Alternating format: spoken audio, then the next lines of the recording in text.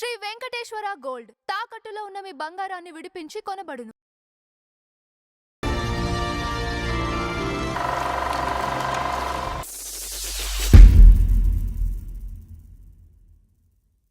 నమస్కారం నంద హరిచంద్ర గారు. నమస్కారం అంజుగారు స్వామి గారు. ఈరోజు ఫ్లాష్ బ్యాక్లో మీరు జబర్దస్త్ చూస్తుంటారా? చూడటం పెట్టాడు బాబు, కొన్ని 14 సంవత్సరాల నుంచి చూస్తున్నారు కదా. అవును.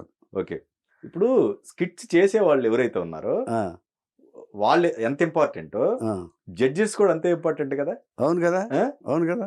ఆ జడ్జెస్ లో ఫస్ట్ బిగినింగ్ లో ఎక్కువ శాతం బాగా పాపులారిటీ తెచ్చుకున్న నటుడు ఒక ఆయన ఉన్నారు, నాగబాబు గారు. ఇంకెవరున్నారు?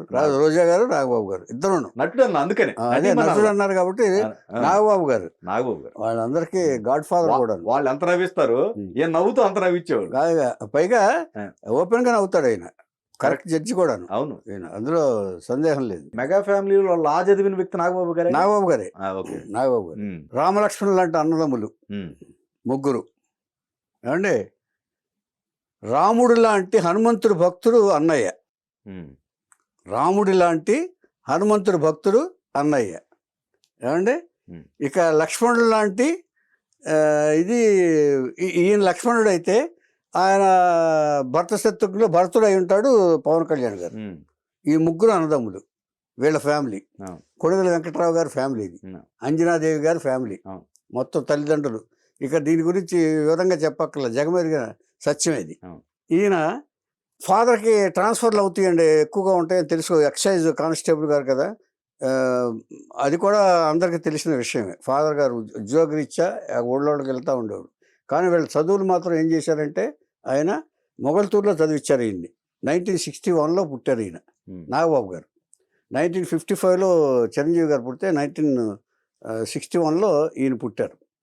ఈయన మొగల్తూరులో విద్యాభ్యాసం సాగిస్తూ నరసాపురంలో డిగ్రీ వరకు చదివారు.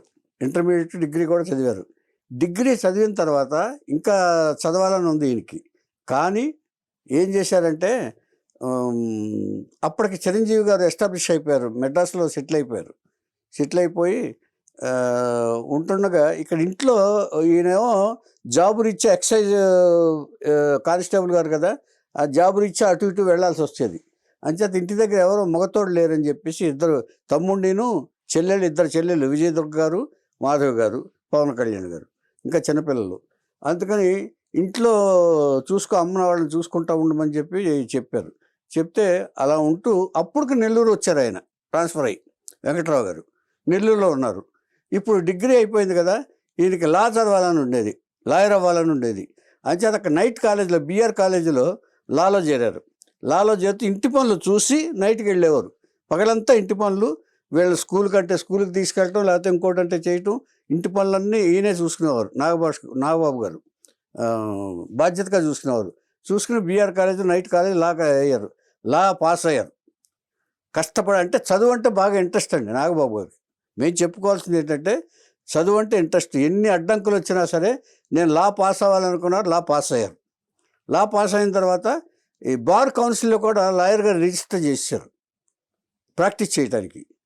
అప్పుడు ఈ తల్లిగారు ఏమన్నారంటే, ఎందుకు నువ్వు చేద్దిగానే నువ్వు చదువుకున్నావు, అన్నయ్య ఒక్కడే ఉన్నాడు కదా అక్కడ, అన్నయ్య దగ్గరికి వెళ్తే నీకు కూడా ఏదన్నా అవకాశం ఉంటుందేమో, వెళ్ళు అని చెప్పి అన్నయ్య దగ్గరికి వెళ్తే ముందు మంచిది అని చెప్పారు. ఆయన తల్లిదండ్రులు చెప్పారు, వీళ్ళు ముందు అమ్మగారు చెప్పారు. చెప్పిన తర్వాత అక్కడికి వెళ్ళారు. వెళ్ళిన తర్వాత ఆయన ఏంటంటే, సరే పాటించడమే కదా ఈ డ్యూటీ.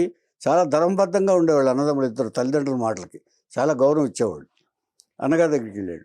వెళ్తే సరే నువ్వు అబ్జర్వ్ చేస్తూ ఉండు అని చెప్పి అల్లు అరవింద్ గారికి అప్పచెప్పారు. ఆయన అల్లు అరవింద్ గారికి అప్పచెప్పి ప్రొడక్షన్ వ్యవహారాలు చూస్తూ ముందు 24 క్రాఫ్ట్స్ ఏమిటో తెలుసుకోవాలని వాళ్ళకి చెప్పారు. ఆయన నాగబాబు గారికి చెప్తే ఆయన అరవింద్ గారితో పాటు ప్రొడక్షన్ వ్యవహారాలు, ఆయన సినిమాలన్నీ అప్పుడు ఆయన గారు చూసినవారు అరవింద్ గారే కదా, ఆయన వెనకాల నుండి అన్ని అబ్జర్వ్ చేయటం మొదలుపెట్టారు. ఏమిటి వాట్ ఈజ్ వాట్ అని.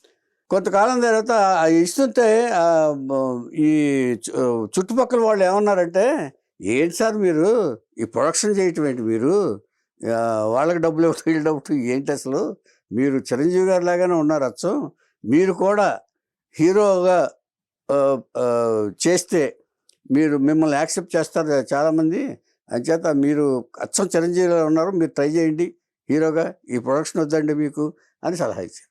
పైగా హైట్ ఉంటారు, హైట్ అన్నీను హైట్ మీ పర్సనాలిటీని వేస్ట్ చేసేసుకుంటున్నారు ఈ ప్రొడక్షన్కి వచ్చి అని చెప్పారు. అనిపించి ముందు ఎక్కడ చెప్పాడు, చిరంజీవి గారికి చెప్పాడు. చిరంజీవి గారు చెప్పిన తర్వాత ఏమో ఆయన ఏది కాదనరు పాపం, ఏదైనా కాదనకుండా ఏమో ఇదే నిజమేనేమో, ఎవరిలో ఏ పుట్లో ఏ పాముందో ఎవరు చెప్పలేం కదా అని ముందు ఆయన నటిస్తున్న రాక్షసుడు సినిమాలో ఒక పాత్ర వేయించాడు. అసలు టెస్ట్ చేద్దాం కెపాసిటీ ఎంత, నటించగలడా లేదా, అవగాహన ఉందా. నటనకేంది ప్రాక్టీస్ లేకపోయినా కూడా అవగాహన ఉంటే చాలు, మెయిన్ నమ్మి ఆయన రాక్షసుడిలో వేయించాడు. ఎంచేదంటే ఎన్ని చూస్తూ ఉన్నారు కదా, ప్రొడక్షన్లో చూస్తున్నారు, సినిమాలు చేస్తున్నప్పుడు ఒక ఇదంటూ వచ్చేస్తుంది, ధైర్యం కూడా వస్తుంది. చేసిన రాక్షసుల్లో పాత్ర సూపర్ హిట్ అయింది, అది సినిమా హిట్ అయింది, ఈయన పాత్ర కూడా బాగా చేశాడని చెప్పారు. నమ్మకం కుదిరింది. ఓహో వీడు పనికొస్తాడు అనుకున్నారు. ఆయన చెప్పిన మాట, నాది కాదు, తమ్ముడు పనికొస్తాడు అని అనుకుని మళ్ళీ నెక్స్ట్ మరణ మృదంగంలో కూడా వేషం వేయించారు. దాంట్లో కూడా ఆయన బాగా చేశారు నాగబాబు గారు. చేసిన తర్వాత ఇక సెట్ అవుతాడు ఆర్టిస్ట్గా అని అనుకున్న టైంలో నాగబాబు గారు విముఖత చేశారు. నాకు అసలు ఈ యాక్టింగ్ అంటే ఏదో ఇది లేదు, నేను ఈ సినిమాలో చూసుకుంటాను అన్నయ్య అని చెప్పారు ఆయన. అంటే యాక్టింగ్ అంటే ఎక్స్ప్రెషన్స్ చెప్పినట్టు ఉండాలి, వెయిట్ చేయాలి, ఇవన్నీ దీనికంటే కమాండింగ్ పోస్ట్ కదా ఇది ప్రొడ్యూసర్గా, అందుకని అలా చెప్పారు ఆయన. అప్పుడు ఆయన కోసం అని బ్యానర్ స్టార్ట్ చేసేసి త్రినేత్రుడు అనే మొదటి సినిమా తీశారు అంజనా ప్రొడక్షన్స్ స్టార్ట్ చేసి, నాగబాబు గారు ప్రొడ్యూసర్గా అంజనా ప్రొడక్షన్స్ అని చెప్పారు. అంజనా ప్రొడక్షన్స్ అని చేసిన తర్వాత ఇక అక్కడి నుంచి వరుసగా సినిమాలు ఇచ్చేస్తుండగా ఇప్పుడు తల్లిగారు వచ్చి మెడ్రాస్ వచ్చిన తర్వాత, ఏంటినా నువ్వు బాగా చేసావు కదా 2 సినిమాల్లో, మళ్ళీ ఆపేసావేంటి, ఎందుకు ఆపేసావు అన్నారు. ఎందుకు ఆపేసావు అంటే ఏం చెప్తారు పాపం. సరే ఏంటి నాన్న అని చిరంజీవి గారితో చెప్పారు మా అమ్మగారు. బాగా చేశాడు కదా, కొంచెం ఇంకో 2 సినిమాలు చేస్తే బాగుంటుంది కదా అని చెప్పారు ఆయన. నటుడుగానే బాగుంది, చాలా పర్సనాలిటీ అది బాగుంది తమ్ముడికి అని చెప్పి అన్నయ్య గారితో చెప్తే ఆయన కూడా నిజమే అనుకున్నాడు. అప్పుడు ఇలా కాదు, చిన్న పాత్రలు కాదు, పెద్ద క్యారెక్టర్ వేయాలి, మంచి హీరోగా ఉంటే బాగుంటుంది అని అన్నారు ఆవిడ. అంటే అప్పుడు ధర్మ అనే పిక్చర్ని తీసి ఆయన హీరోని చేశారు. హీరోని చేస్తే అది యాక్సెప్ట్ చేయలే జనాలు. చిరంజీవి గారిని ఆయనలో చూసుకున్నారు. చిరంజీవి గారిలో డ్యాన్స్ ఎక్కడ అవుద్ది, కుదరదు కదా. ఆయన హైట్లోనేమో కొన్ని రిస్ట్రిక్షన్స్ ఉంటాయి, హైట్ ఉండే మనుషులకి కొన్ని రిస్ట్రిక్షన్స్ ఉంటాయి, డ్యాన్స్కి కానీ ఏదైనా కానీ.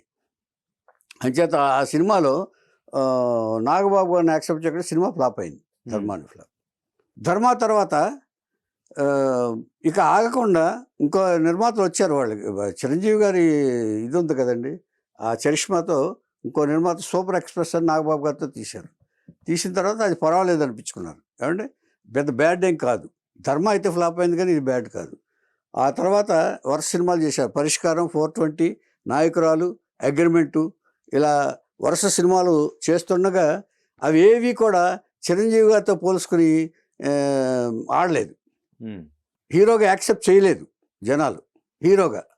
అప్పుడు నాగబాబు గారే తెలివిగా ఆలోచించారు. ఆయన లాయర్ కదా, ఆయన ఆలోచించి ఓహో నన్ను అన్నయ్యతో పోలుస్తున్నారు, అన్నయ్య స్థాయికి నేను ఎక్కడ అందుకోగలను, నేను ఇలా కాదు, బట్ ఆర్టిస్ట్గా నన్ను యాక్సెప్ట్ చేశారు కాబట్టి సపోర్టింగ్ రోల్స్ వేస్తే బెటర్ ఏమో నేనని చెప్పి ఆయన ఆ సపోర్టింగ్ రోల్స్కి ఆయన ట్రాన్స్ఫర్ అయ్యారు.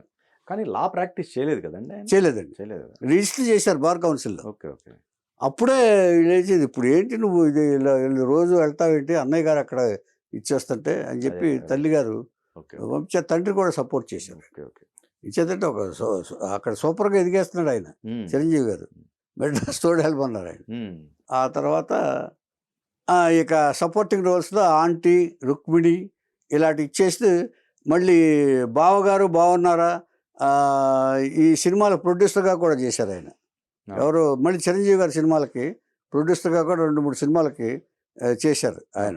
వదిలిపెట్టల ప్రొడ్యూసర్గా మాత్రం వదిలిపెట్టల. ఇలాగ చేస్తూ ఉండగా ఒకసారి అంజనాదేవి గారు అంటే సినిమాలు చేస్తున్నారు ఈయన వరుసగా. దాదాపుగా 30-40 సినిమాలు అప్పటికి చేసేస్తున్నారు. సపోర్టింగ్ రోల్స్ ఎక్కువ వచ్చేసినాయి ఆయనకి. వచ్చిన తర్వాత ఇప్పుడు సినిమాలో ఇది తగ్గిన తర్వాత సపోర్టింగ్ రోల్స్ కూడా కొంచెం ఇది తగ్గిన తర్వాత మన ఈ ఒకసారి అరవింద్ గారి బంధువుల ఇంట్లో పెళ్ళికి పాలకొల్లు వెళ్ళారు. పాలకొల్లు వెళ్తే అక్కడ ఇంట్లో పెళ్లి కొడుకు తరపున ఒక అమ్మాయి గారిని చూశారు వాళ్ళు. అంజనాదేవి గారు చూశారు. అంజనాదేవి గారు వెళ్ళారు ఆ పెళ్ళికి అరవింద్ గారితో పాటు. వెళ్తే ఆ అమ్మాయిని చూసి ఈ అమ్మాయి బాగుందే, మన నాగబాబు బాగుంటుంది అని అనుకున్నారు. అనుకుని ఎంక్వైరీ చేశారు. అన్నీ ఇచ్చేశారు, కుదుర్చుకున్నారు. నాగబాబుతో చెప్పారు, నీకు నచ్చితే చాలమ్మా, నేను వచ్చి చూస్తాను తర్వాత అని చెప్పి నాగబాబు గారు చెప్పారు. ఇక్కడ బిజీగా ఉన్నారు కదా అన్నయ్య గారితో, అన్నితోటి ఉన్నారు. ఈ ఫ్యాన్స్ అసోసియేషన్ మేనేజ్ చేయటం, అన్నగారి తరపున అన్ని పనులు ఈయనే చూస్తున్నారు. అప్పుడు ఇంకా చదువుకుంటున్నారు ఈయన పవన్ కళ్యాణ్ గారు అండి. ఇలాగా చేస్తుండగా సరే మాట్లాడుకున్నారు, పెద్దలందరూ మాట్లాడుకున్నారు. మాట్లాడుకుంటే ఏం తెలిసిందంటే ఆవిడ పెద్ద ఫ్యాన్ ఆఫ్ చిరంజీవి గారు, పద్మజ గారు. ఇమ్మీడియట్గా యాక్సెప్ట్ చేసేది, ఎగిరి గంతులు వేసేసింది ఆవిడ. తర్వాత ఈ చిరంజీవి గారి ఫోటోలు ఇవన్నీ మ్యాటర్స్ అన్నీ కూడా కట్ చేసి ఆల్బమ్గా తయారు చేసి అంజనాదేవి గారికి చూపించారు. ఇంకే మన ఫ్యామిలీ ఆవిడ పాయింట్ ఆఫ్ వ్యూ ఏంటంటే, నేను అభిమానించిన హీరో గారింటి కోడలుగా వెళ్తున్నాను. రైట్. ఈవిడ ఏంటంటే మా ఫ్యామిలీని అభిమానించి ఒక పద్ధతి గల అమ్మాయిని మా ఇంటి కోడలుగా తెచ్చుకున్నాం. అన్ని విషయాలు తెలిసిన ఆవిడ. దీంట్లో కుటుంబంలో ఓ పెద్ద కుటుంబంలోంచి వచ్చిన అమ్మాయి అని అంజనాదేవి గారు. మా అబ్బాయి కరెక్ట్గా ఉంటారు ఈవిడ అని చెప్పేసి ఆలోచించి పెళ్లి చేశారు. పెళ్లి చేసిన తర్వాత మెడ్రాసు కాపురానికి వచ్చేసారు. వచ్చి ఎక్కడున్నారు, ముందు చిరంజీవి గారి ఇంట్లో ఉన్నారు. చిరంజీవి గారి ఇంట్లో ఉంటే అక్కడ కాదని చెప్పేసి నాగబాబు గారు అన్నయ్యతోటి, అన్నయ్య నాకు బాధ్యత తెలియాలి కదా, కొంచెం నేను వేరేగా ఉంటానులే, ఇక్కడ ఇది ఎందుకు, నాకు బాధ్యత తెలుస్తున్నాను అన్నయ్య, అంతకంటే వేరేం లేదు. చిరంజీవి గారు కూడా ఆలోచించాడు ఆయన, అది కరెక్టే కదా అని. అప్పుడే హైదరాబాద్కి షిఫ్ట్ అవుతుంది ఇండస్ట్రీ. మెడ్రాస్ నుంచి హైదరాబాద్ షిఫ్ట్ అవుతుంది. అప్పుడు అలా షిఫ్ట్ చేసేసి హైదరాబాద్లో ఒక ఇల్లు తీసుకుని, అక్కడ చిరంజీవి గారు కూడా అప్పుడే షిఫ్ట్ అయిపోయారు. ఇల్లు తీసుకుని అది షిఫ్ట్ చేసేసి ఆ ఇల్లు తీసుకుని కాపురం పెట్టారు. ఆయన హైదరాబాద్లో పద్మజ గారితో కాపురం పెట్టారు. తర్వాత ఈ ఫ్యామిలీ చిరంజీవి గారు, ఈ పవన్ కళ్యాణ్ గారు వీళ్ళందరూ ఉన్నారు కదా, వాళ్ళకి కూడా సెపరేట్గా చేసి ఇల్లు చూసి వాళ్ళందరూ ఉన్నారు అక్కడ.